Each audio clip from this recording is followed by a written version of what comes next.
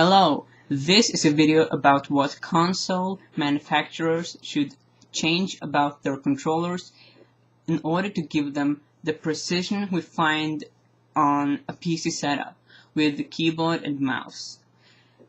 The precision problem primarily affects first-person shooters and strategy games because the console controller, to take the Xbox 360 controller as an example, and that is pretty much the example I will use throughout this video. The 360 controller works far better than a keyboard and mouse on all other game genres except strategy games and first-person shooters. In fighting games, in racing games, it just feels far more natural to be using your controller. The problem is with the left and the right thumbstick when it comes to first-person shooters and strategy games.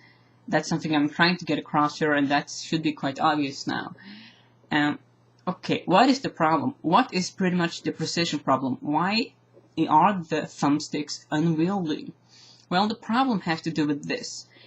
When the game developers design games, if you take, I can use Oblivion, the amazing RPG, as an example.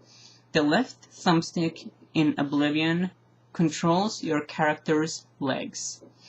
In a game environment with X and Y coordinates, only X and Y coordinates. On a flat surface with X and Y coordinates, you move. Even though there are hills and such in Oblivion, you are actually, in reality, you are moving on a flat coordinate surface. That's really, I'm not going to get into the complexities here. But with the right thumbstick, you are moving also in an X and Y coordinate that is vertical, that is pretty much, you can view it as some kind of wall that is in front of you, in which your cursor moves. So if you move up, then you move up, and down. But it is all happening on these two, so to speak, flat surfaces. The problem is that your Xbox 360 controller, the thumbstick, actually, when you are moving it under your thumb, you are moving it in X, Y, and Z coordinates.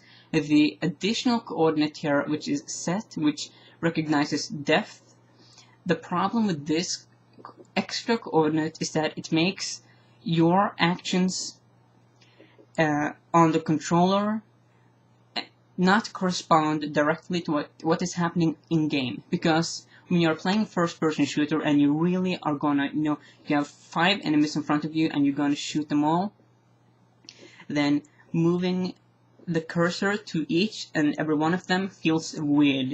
It doesn't feel like the cursor moves where you want to go, and that's why you're dying in games where you aren't supposed to die. You're supposed to have fun like you have on a console. In all those other genres, you're supposed to have, the fun in first-person shooters like you have on a PC. You are supposed to have the ideal experience, but you're not having that, and that's the main problem. So how should the console manufacturers redesign this? Well, all of you have noticed the emergence of touch screens. That is something that is very modern these days. The great benefit of touchscreens is that it actually moves on a flat surface in an X and Y coordinate. And that is the great benefit, because when you move in an X and Y coordinate, then you have a one-to-one correspondence between how you move and what is happening on screen. So if I use my PC mouse on a mouse pad and I move my hand up left, then it will exactly go up left in game, because my TV is two-dimensional.